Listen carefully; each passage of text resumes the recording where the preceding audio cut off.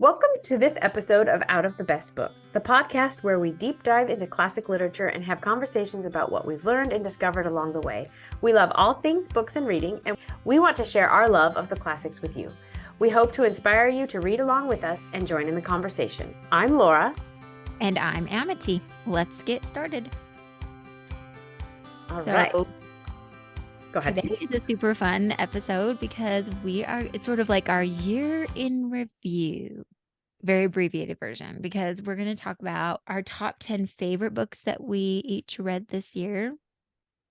And yeah, hopefully some people will get some good suggestions from that and try out some of the ones that we talk about.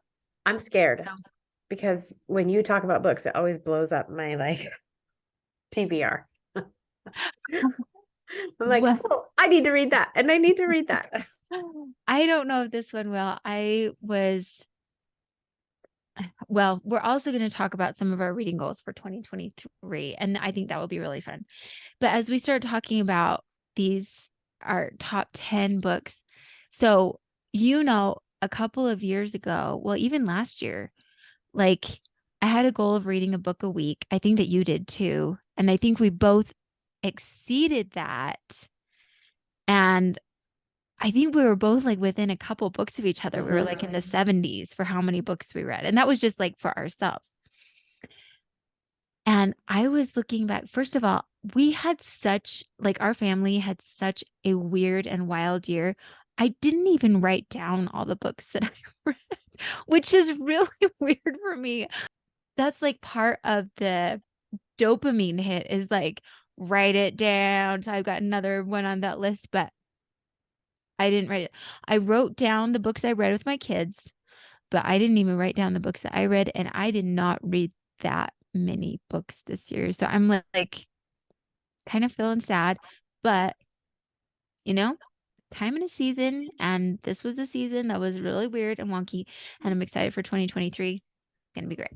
So yeah, I read way less this year too, which I also probably missed a couple on my list. Because like you said, it used to be a huge thing for me. I would sit down and when I'd finish a book, I'd sit down with my computer and I'd type out what I'd read. And then I'd work on my holds list at the library. And it was this whole process. And I started putting it in a note on my phone. So because I would forget and not when I sit down on my computer at night, be able to do it. So I was anyways, now it's just, and it was a whole process. I had this reading tracker that had all I wanted to know the title, the author, if you listened to it, who the narrator was, how many stars you gave it, the publisher. So many things. That's a lot. Yes. Halfway through the year, I just scrapped it all. And I'm it wanted to know when you started the book and when you finished it. And I often forget to write when I start the book. So I would only know. And the publisher, I know. Who cares, right? Who cares? So I just scrapped it all about halfway through the year. And I'm okay, note in my phone, author, title. That's it. The date. I do write the date that I finished it. That's same with me. And I actually keep track of those things. Well, I do it okay in my own notebook, but definitely in the one where I keep track of all the books I read with my kids. I write the title, the author, the date we finished. I don't care about the date we started. I just write the date we finished.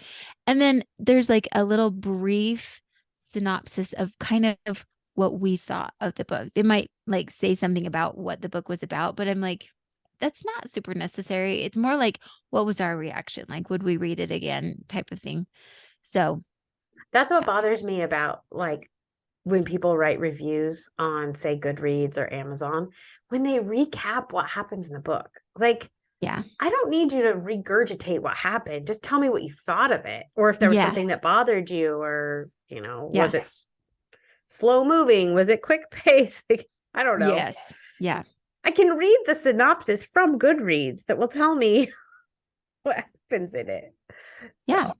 And even go a step further and read the dang book. Just want to know, is it worth reading? Is it worth jumping into? That's what we need to know. So, yeah, exactly. Totally. All right. So mine aren't in any order. I hope that's okay. Yeah, mine either. because this was actually harder than I thought, mostly because I didn't read as much as I usually do. I've read, I think, 43 books so far. I guarantee you, I know you've read more than me, even though like I don't remember the books that I read at the beginning of the year. I'm not sure if I read any. I think I did. I know I listened to some, but I had to get rid of Hoopla because I didn't have it anymore. And I'd kind of depended on that for keeping track if I hadn't written Yeah. it down. And so I don't know. I do ever look at the beginning of every year and go, seems like a long time ago when I read that book. Yeah. Yes, Like, how was that for just in sure. January? I Yeah. don't know. I know. And like when I was worried about this, then I started looking at the beginning and I was like, oh, I did read some good books. So Good. we'll Cool. talk about them. Okay. Why don't you go first? Give me your first one. Okay.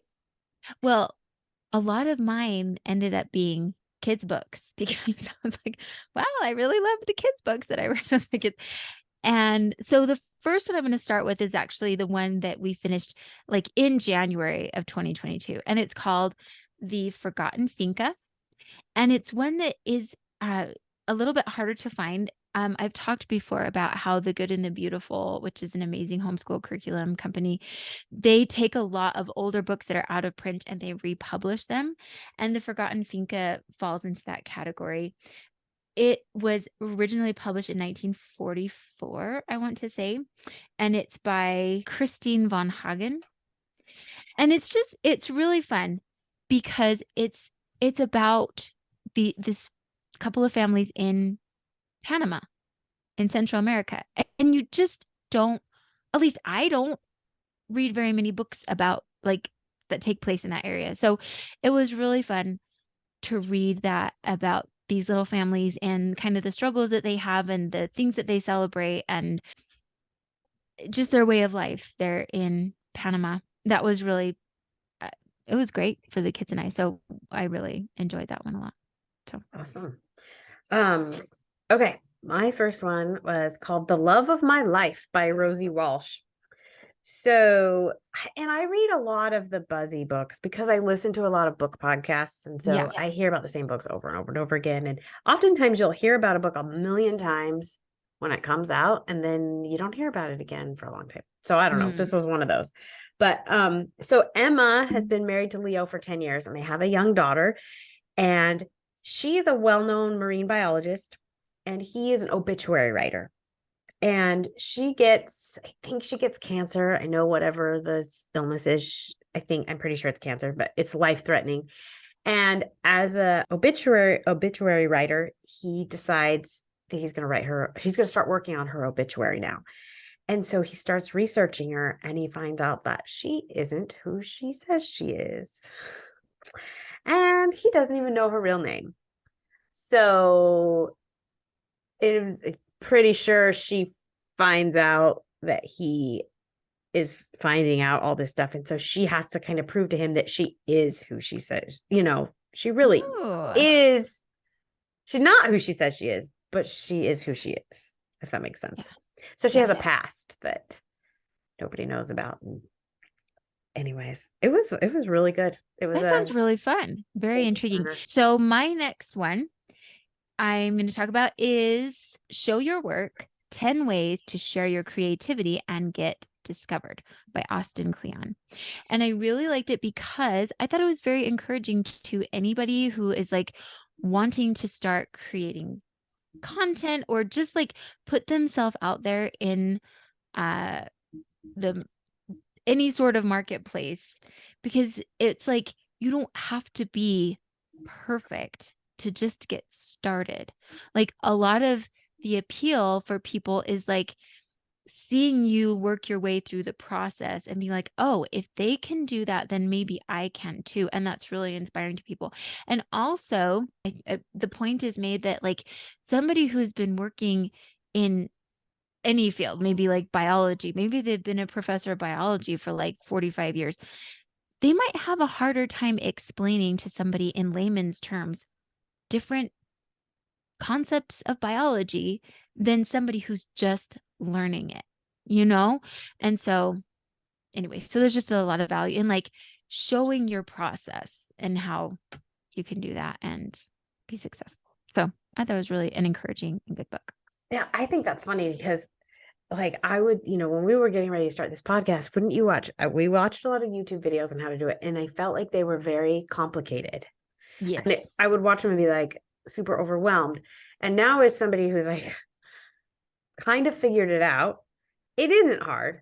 And so, like, I had somebody approach me recently that was interested in starting a podcast, and I was like, I could explain it to her way simpler than these people that were doing YouTube videos and trying to show. So anyways, yeah, that's interesting. And there's probably like more complicated ways to do it, but there's also like really simple ways to do it to just get started. And that's what we're looking for. And so, that's kind of what we did.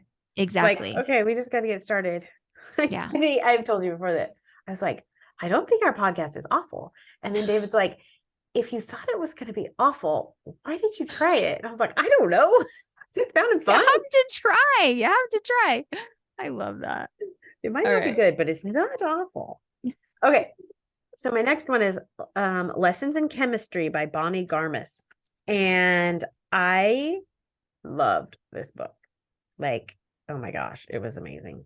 So Elizabeth Zott is the main character, and she's a chemist who falls in love with the perfect man. I think he has like the Nobel Peace Prize. I'm like, he's just or something. Don't quote me on that. But he's amazing.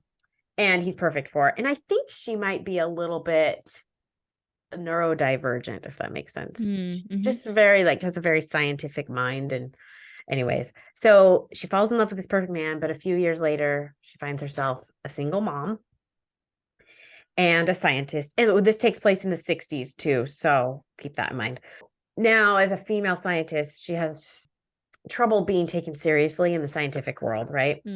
And so she's a single mom, and now she's the host of an afternoon cooking show. And she teaches cooking to these women in like a scientific way. Like she calls salt sodium chloride or whatever, right? Is that the right word? Yeah. Anyways, so her numbers like of viewers grows significantly. And it says that she's not teaching women just to cook, but she's teaching them to challenge the status quo. So she's just like kind of bucking the, I don't know, what everybody thinks women in the 60s should be. And not everybody is exactly happy about her doing that, especially like her director, her, whoever is in charge of her show. I love this. She has a dog in the book called 630. It's so cute. And this dog is like, I don't normally like books about, this kind of would bug me as a character, but like this dog is amazing. And she like sends the dog to go pick her daughter up from school. Like it's really cool. And she approaches parenting as a scientist. And like she finds out at one point that her daughter's been giving her food to another kid at school. And she's like, wait a second, I had the exact number of calories like put in this lunch that you need. And she couldn't figure out why her daughter's losing weight. And like, anyways, or like she learns, the daughter starts reading at a very young age. And she was just like, I just started talking to her like an adult, and we read adult books, and we like, I don't know, she's just not like the most nurturing mother, but just like, this is what I need to do. Extremely practical. It was very good. I really loved it. That's so fun. That really, I recommended it to our friend, and she loved it too, who is a science teacher. I bet. Yeah, I could see her loving that. I was like, why didn't you tell me about this book earlier? That's cool. How fun. The next one I'm going to talk about is Understood Betsy by Dorothy Canfield Fisher. And I have talked about that one before, recommended it in conjunction with The Secret Garden, I believe. And I really loved it. But it kind of, I was like, okay, am I allowing my kids to make mistakes and to really learn and open things up for them to possibly fail so that they can learn? And anyway, the thing is, it's totally a children's book, but there's so much there for adults as well.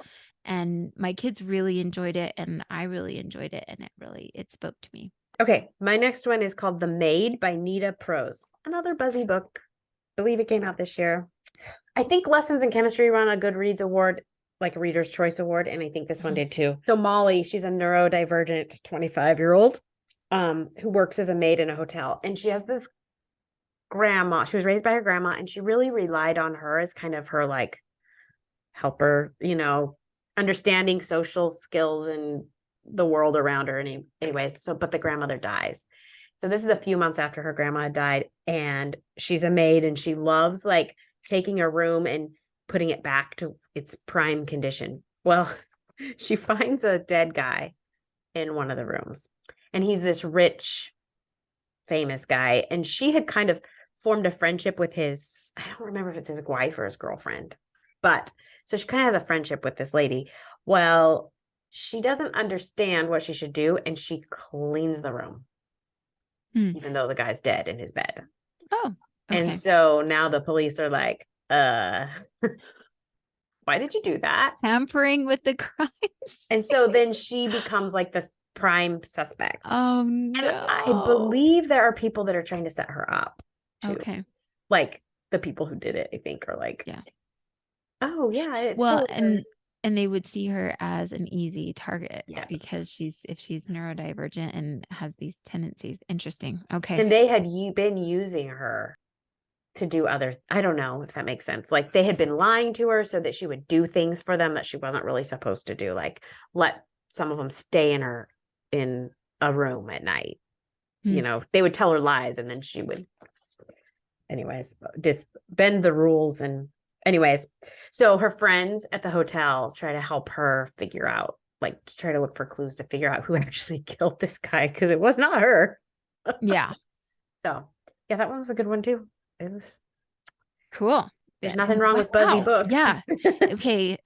You're adding a lot to my TBR. And again, like that's super helpful because I get on Libby and I'm like, I desperately need a book, but like, what do I even search for? And it seems like most of the books that I think of are on hold for like 9 months, so this is awesome. I think the key is to find like an author you like and like read their backlist. I mean, I don't know, because like all 3 of those came out this year. Oh, okay. So they might be hard to find. Yeah. But... Okay. You're up. Okay. My next one is a little more serious. It's The Infinite Atonement by Tad R. Callister. It's one that you take really slowly. At least I did. That was helpful for me. And it has been so incredibly helpful and healing and wonderful to me in the past year. And it gave me a greater understanding of Jesus Christ and his atonement. And it was really powerful. And I feel like no matter where you are in your belief system, if you even like have heard of Jesus Christ, which everybody has, I feel like it's a book that would give you better insight.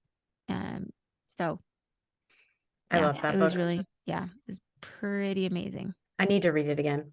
It's been a while. It's definitely one that's like, it would be worthy of like once a year. Oh, that's a good idea. Yeah. And slow. Yeah. Very slow. I think Charlie's read it recently too. He had us send it to him when he was on his mission. So. Yeah. Nice. Okay. My next one is The Last House on the Street by Diane Chamberlain.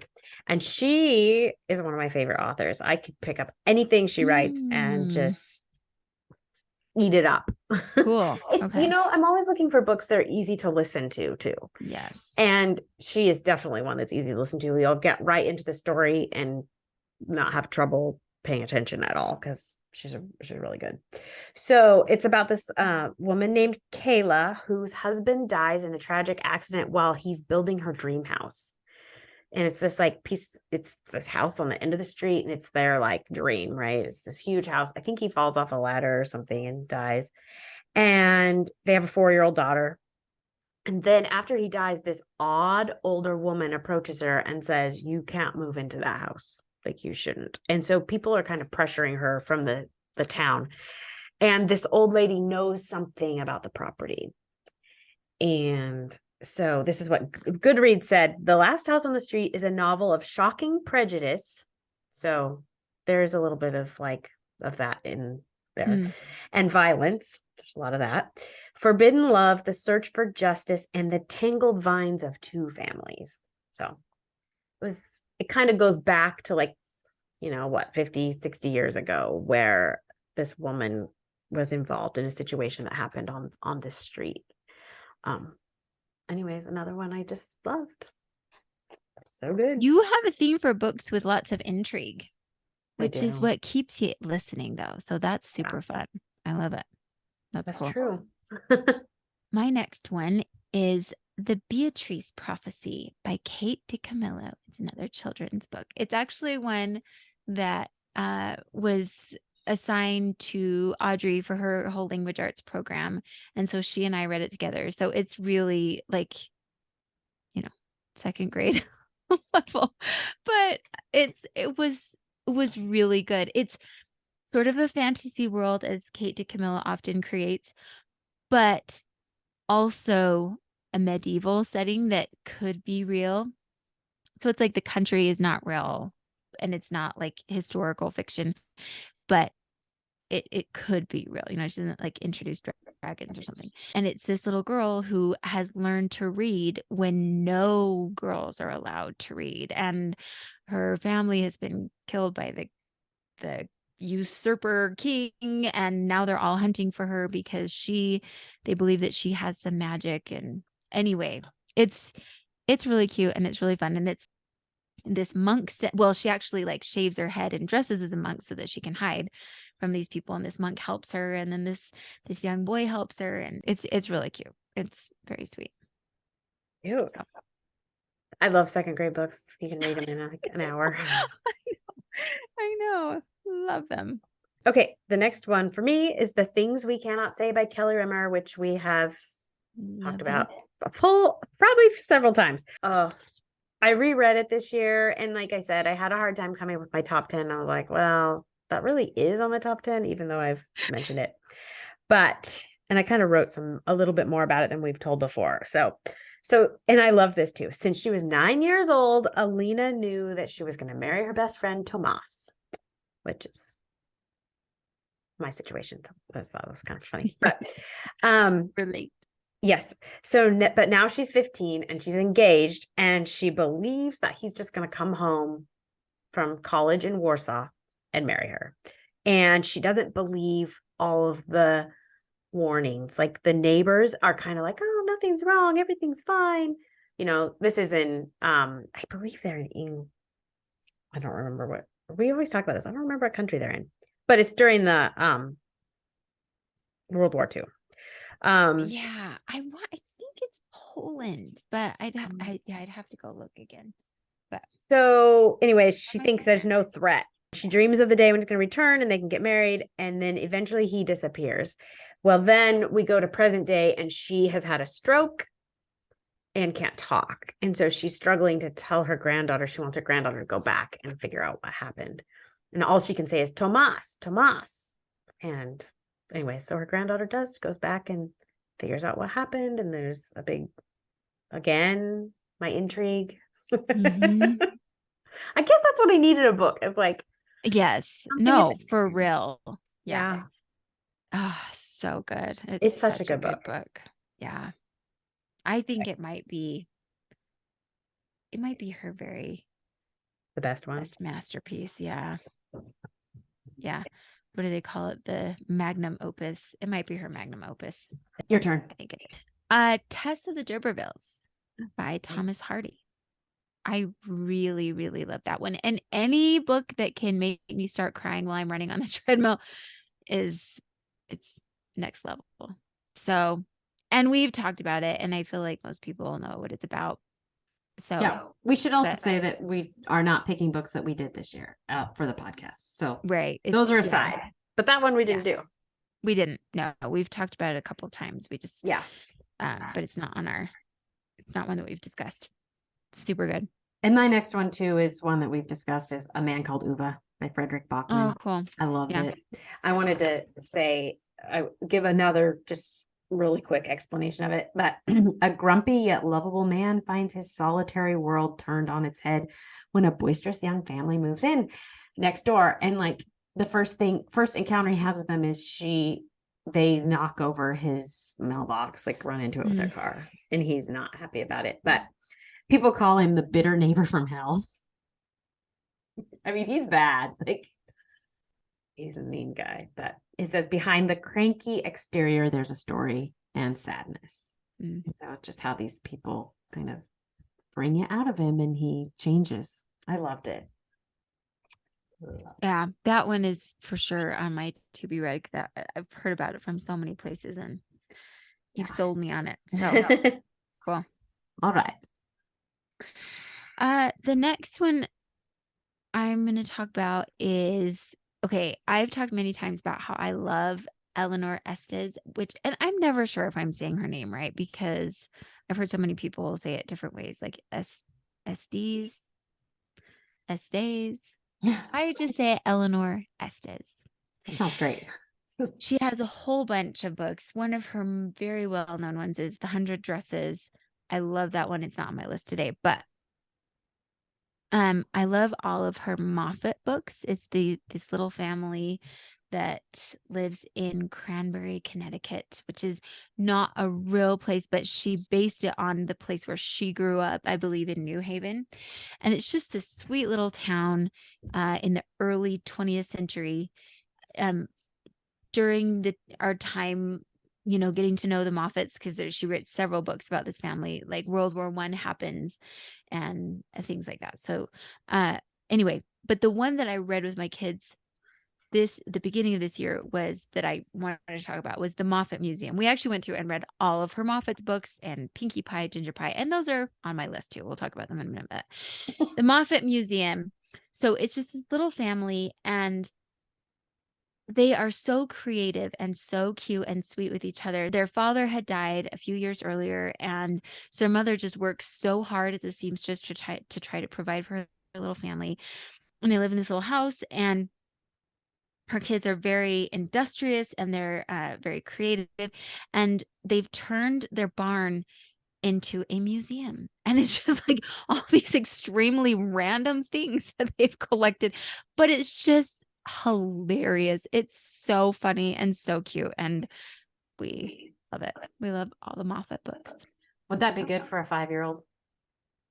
Or too high reading level? It might be slightly advanced for a 5-year-old. But as a 6-year-old, Audrey loved it. Okay. Maybe next year. So, yeah. Okay. I mean, you could always try, well, we'll talk about some of the other ones that I think that she would really get a kick out of. And maybe you start with those ones and you go on with the other Moffat books. But that's so cool. I just love you're like this wealth of knowledge. It's great. Okay, so my next one is Malibu Rising by Taylor Jenkins Reid. I've told you about Taylor Jenkins Reid a million times. And I've told you this too, she takes a minor character from the last novel, and she creates a whole novel based off of them. And so this is about the 4 children of a famous singer whose name is Mick Riva. And I think he's still alive in this book. Anyways, every year, the 4 children are kind of famous for different things. Like the older sister is a surfer and a supermodel. And then they have 2 boys. One is a championship surfer, and the other one is a photographer. And then they have a younger sister that's just everybody loves. And I think she's a good surfer, but like hasn't gone to the professional. Anyways, so every year at the end of the summer, they have this big party in Malibu at their mansion. And they all have secrets. They don't know what to say. They don't know what not to say. And like all these people are coming for this party. The older daughter, her professional tennis player husband has just left her. Mhm. which is where the next novel comes in, the tennis. Okay. Okay. Yeah. Okay. And so she's upset about that, and doesn't want to have this party, but she ends up having it anyways. And or what I wrote was, this is the story of one night and one party. And by midnight, there is complete chaos and the mansion is on fire. And you kind of go back and forth, like you go back and learn what happened between their mom and dad and how they were raised, and then back to the party. That's really okay. That's really Oh, fun. and it's set in the 80s also. Oh, even better. That's awesome. Best. So, because I'd never heard about this author, and then you told me about her, and let's see, I had tried to find some books by her on Libby. They were all on hold forever. Then I was at Walmart and I saw one of her books. I was like, should I just grab it so I can actually read one? I'm still tempted. I may just do that. I know. I'm like, But cheap. I know that's the hard thing. But I could also see if they have them at the library, because our town is so small that you can usually find any of the books that you want Oh, wow. at the library. So if you have time to like actually read a physical book. I read one of her like earlier books. It was called One True Loves. And so like this, I don't know, her husband or whatever that had disappeared comes back and she's remarried. She's like, what do I do? I don't know. That's like, That's kind of oh, interesting. that's so hard. Yeah, that would be like the worst situation you can imagine, right? Oh, I didn't say this before, but I was going to say that Lessons in Chemistry is a debut novel too, which was interesting. Oh, yeah, that's cool. I'm knew. always so impressed when somebody's debut novel just like takes off. There's been a few. Suzanne Collins comes to mind. Yes. Hunger Games. Yeah. Huge. Or Harry Potter. Or Twilight. I mean, Twilight. not that Twilight is like Maybe great not in quite the literature. same level, but like, yes. It went crazy. Yeah. My next one, which will be also very brief, is The Adventures of Robin Hood by Roger Lancelyn Green. The verbiage is it's quite sophisticated and advanced, but I loved how much my kids still got into it and loved it so much. And really, it was still like, there's some books that you read them and they just roll off your tongue really easy, and they are just so kind of delightful to read aloud, and that's how this one was, and all the stories were so fun. So that's my next one. Robin Hood.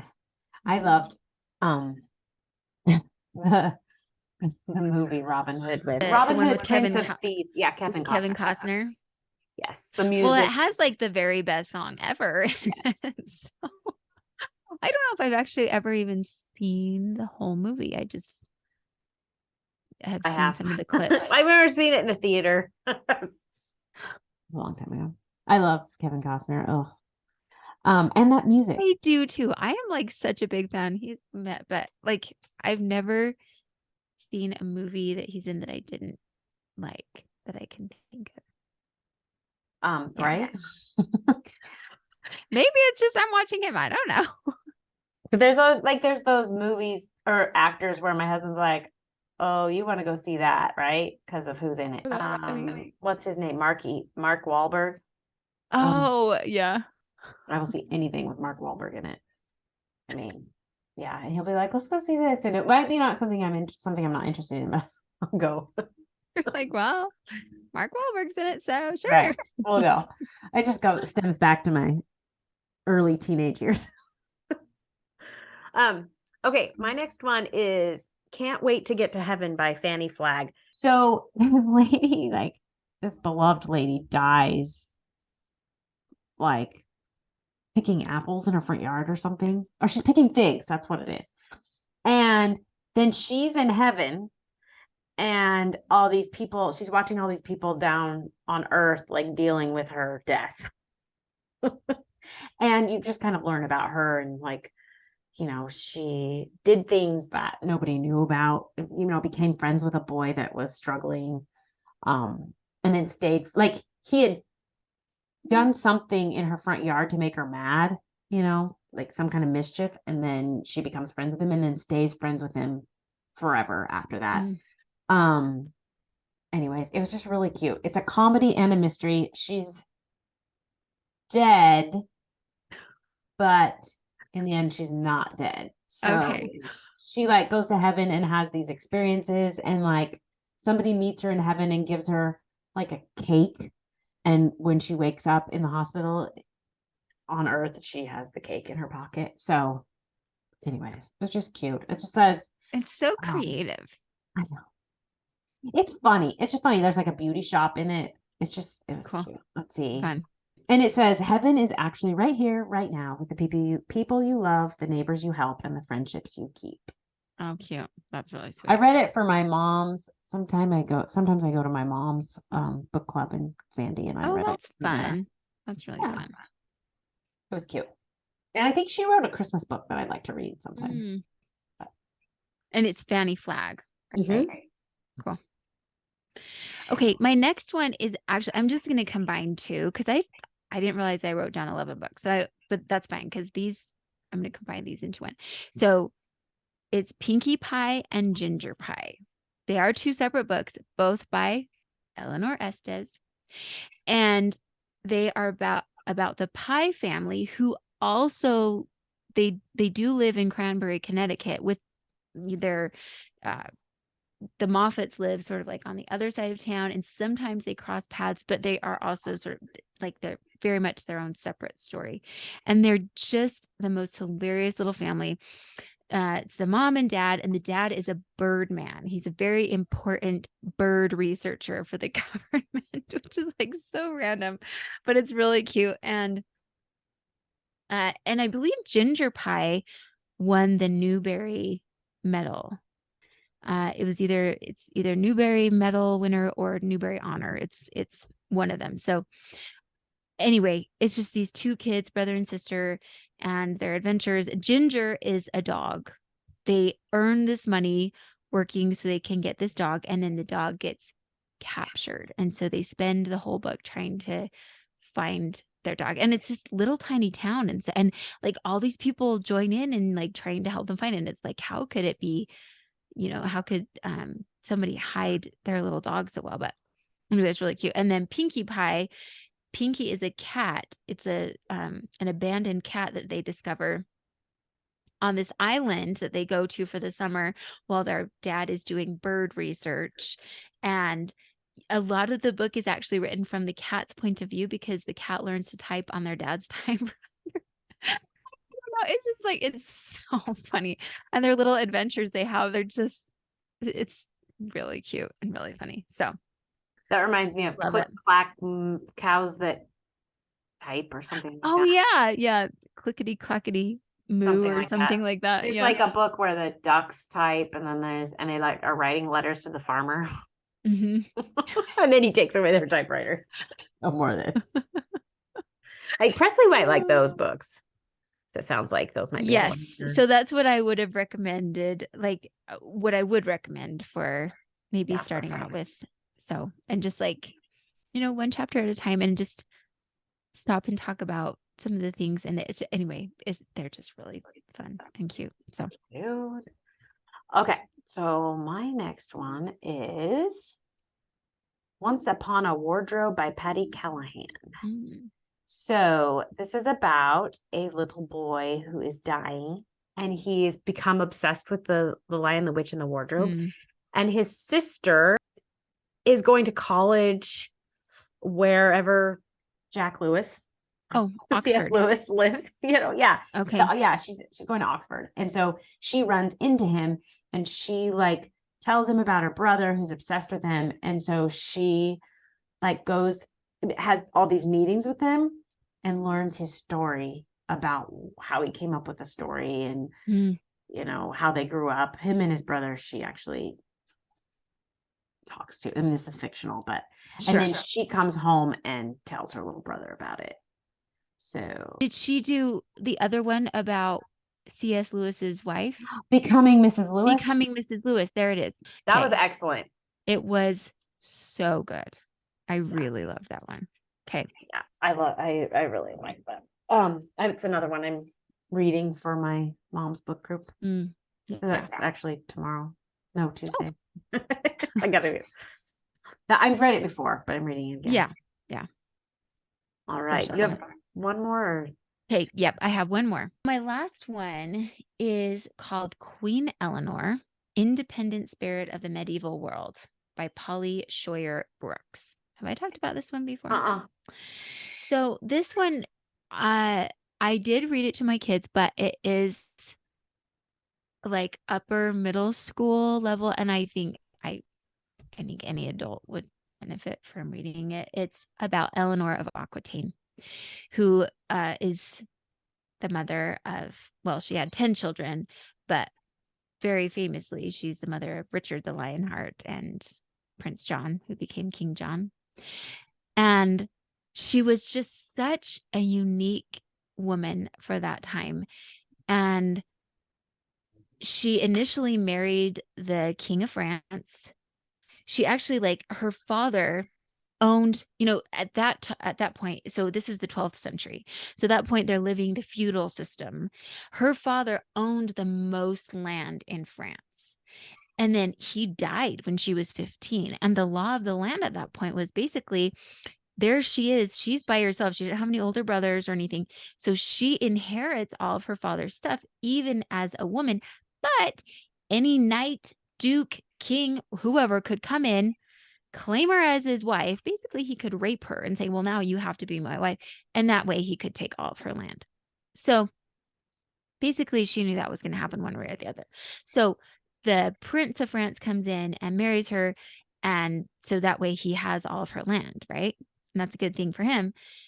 She did not like him at all. She follows him on the Crusades. She's like super not impressed with him as a king or as a man or anything. They do have a couple of children together, but then she gets divorced from him, like in the 12th century. And for a woman to be able to initiate that just doesn't happen. But she's very clever, and she's already spotted the guy that she wants to marry. And it's this guy named Henry, who's like crazy person, and he's 11 years younger than her. Oh, wow. Yeah. And he's all set to inherit the kingdom of England. So she becomes the Queen of England. So she's probably one of the only women in history who is both the Queen of France and later the Queen of England. Oh. And anyway, very complicated lady. We're reading it and we're like, everybody says she's so great. She was like a horrible mother, but she did a lot of amazing things and kept the guy. She was extremely smart, very, very clever, and had this sense for politics and things that was just unheard of. So, yeah, amazing. This is one you read to your kids? Yes. Oh. So sounds interesting. Okay, so one of my favorite authors is Francine Rivers. And she writes some stuff that's like not as Christian themed, which I was introduced to her at first that way. Oh, okay. Yeah, like she has Christian books and then she has books that are more or less that way. Okay. But I mean, yeah. So this book that I read is called Redeeming Love. And it is, it's amazing. This is more Christian. There's a lot of like Bible verses quoted throughout. Okay. So just if anybody cares, keep that in mind. It's about this young girl who is orphaned, and she is like, her mom dies and the boyfriend that's left doesn't know what to do with her. So he like gives her to this, I think he sells her to this man who then uses her as like his sex slave. Oh, wow. So she becomes like the most wanted prostitute in the God. Area, and she doesn't know. I mean, she doesn't know how to get out of it. And I mean, I don't even know if she knows that it's a problem, but this man comes and meets her, and like the spirit or God or something speaks to him and says, that's who you're supposed to marry. Then he finds out she's a prostitute, and he's like, what? Like, so he's told he's supposed to save her. And so this whole book is like, he pays for a night with her, but then, he's not going to try anything, Yeah. just so she can have a rest. And anyways, he ends up, she gets beaten up by one of the, I think it's by the guy that, it's been a little bit since I read this. The guy that owns her beats her up, and he comes and saves her, and he marries her and takes her away, and then she runs back, and then anyways, and she's constantly saying, how could you want me? I'm not, I'm not clean. I'm not worth anything. And later you find out, he's talking a little bit about having kids with her, and well, she can't have children. And so because they took care of that in the, whatever house she's in. So, she doesn't know how to tell. So that's one of the reasons she runs away, is because she doesn't want him to know that she can't have children. And oh, it's just beautiful. It's like the man in this book is like amazing. Yeah. So patient with her and so loving. And, he listens to the spirit or whatever constantly and does what he's supposed to do. It's amazing. Wow. I loved it. That's a good one to end on. That sounds. And it's a really, movie. really good. Watch the movie too, which Really? it's very Okay. tastefully done. Okay. Okay. Oh, Francine Rivers is like, definitely one of my favorite authors. She's amazing. I love it. Very cool. Okay. I have such an amazing list of books to look for. So I'm excited. Our reading goals for this year. I mean, I've said this over and over and over again, that like my number one goals is that I want to slow down, Mm-hmm. and I want to do more reading with a paper, not paper, with my eyes. With a physical book. Yeah. Oh, Yeah. okay. So like Kindle works for you. Yeah. And I drives me crazy, but I know a lot of people love it. So well, I actually want to read the Kindle more because I want to get used to it, because I can like, you can open it up whenever. So like I could have it in my purse so easily, and then I could just open it up, but I need to get in the habit of actually opening it. And instead of going to my phone, I want to go to the Kindle. And then I can also read at night when I'm like, that's true. Putting the 5-year-old to bed. Oftentimes I would like, because it has the backlight, so I can just lay there and read. Yeah. So anyways, that's my goal, is to do more reading with my eyes and slow down. That's my first goal. You got one? Cool. I love it. So this is not a great goal on the scale of like specific and measured and all that, but just to read more this coming year than I did in 2022, because good grief, I'm like, why do I feel so empty inside? It's because I haven't read as much. That's why. So definitely to read more. And I initially had said a book a week. But at the same time, like I'm right with you with like wanting to slow down and really enjoy what I'm reading instead of just trying to get through it all. So maybe I need to sort of rethink that and say, it's just like steadily reading every day. My next one is, I think I want to have reading be the first thing I do when I get up in the morning, because in my life, whatever that first thing I do in the morning is the only thing that's guaranteed to get done. So it's like, it was go on a walk. So I would get up and I would just immediately go on a walk every morning.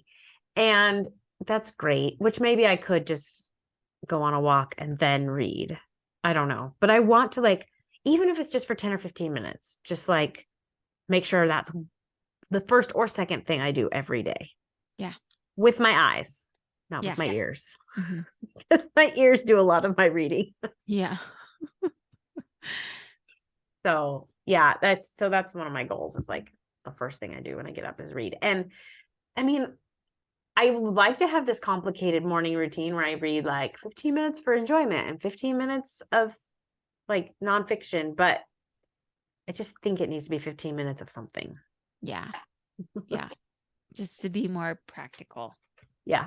I think that makes sense. So another goal I have is to try a book in every genre. And depending on who you ask, I mean, there could be like a million genres, but not too complicated, like sci-fi, mystery, fantasy, I'll find a list of like a pretty credible source for all the genres. And then I'm going to try a book from each genre, just so I kind of like spread out a little bit. So, Well, that's a good and idea. kind of along with that, I think it goes with it, is that I want to find a really good, and this might sound really silly, but like a really good book bingo challenge for 2023, because some of those will be kind of like give really good ideas for branching out. So hopefully I will find that before this episode airs, and then I can we Post can it. share it or something. Yeah. Yeah. I did hear about these two ladies that put out a list, like, or a challenge each year. So like one year they read a book each month from a different like area of the country. And then one year they read a book each month from a different like decade of somebody's life. So somebody in their 20s, somebody in their 30s, somebody in their 40s, like that. That's cool. Interesting. Okay. My next one is, I'm really bad at writing, I want to say reviews, but like writing anything down about the book that I've read. So I need to figure out if I want to write it in like a journal with my hand, or maybe I just post it on Goodreads or Amazon. Like, I don't know, but something like I need to practice writing my reaction to a book. Because oftentimes I just like finish it and go on to the next one. Or like I said, write down the name, the title, and the author, and then move on. But then when I go to do this, I don't have anything to like, when I'm looking at my top 10, it was like, I don't know. I had a couple of titles. I was like, I have zero recollection of that book whatsoever. I don't even know what it was about. But then if you had a journal you could go to, you'd be like, oh yeah, what's that book? Yes. Oh, I don't remember it because I hated it. Or well, yeah, I think that any kind of reaction is helpful that way. I mean, even if it's just a that's a couple good idea. sentences, I guess. I don't know. Yeah. Yeah. And I told you that's what we do with our, in fact, it's so like, this was like an old notebook that Tate had in, I think, first grade. And I had initially started keeping track of everything we read just on the notes on my phone. And then I was like, my phone could crash and then we'd lose it all. So we wrote them all down in here, and I would have the kids like rate them for me. And then as soon as I caught up, every time we finished one, we would write down a few sentences about our reaction there. So do you have each of the kids do it? They have their own reading journals. They haven't been very good about keeping it. So this is just one that I keep for the books that we read together. And then I have my own notebook for my books. But anyway, because I was like, you guys should keep a reading journal. We've tried it so many times and there's not into it. And that's fine. I'm like, one more thing for me to keep track of if they don't already love it. So do they keep lists or no? No. I feel like, I mean, I think Sydney keeps lists now because she made herself one of those like glass ornaments with the books that she read this year in it. So I'm like, well, she must have a list somewhere. But yeah. I was like, look, it's so fun to write down because then you know how many you read and you'd be like, wow, I didn't know I read 60 books this year. Yeah. I don't know. Yeah. But yeah, it's like one more thing. I know. So like I said, we tried it a few times and I was like, well, it would be fun to have like charts on the wall. I feel like if it was this big visual, they would probably go and add to it. Okay. Everyday Reading has that wall chart. She just posted it for 2023. And you can like have it printed in like a architect. I don't know. I've never tried to do that, but and then it's just like pictures of blank books that you could write the titles in. They might like to do that. Yeah. Yeah, they might. So all right. Are you next? I think you're next. Do you have any more? I have one more. Me too. Okay. And we'll see. So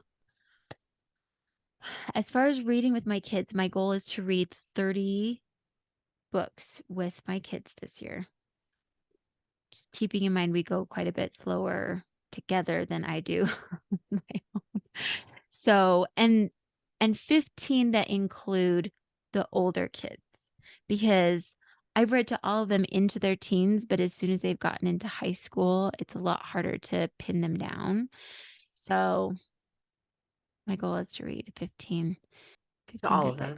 To all of them.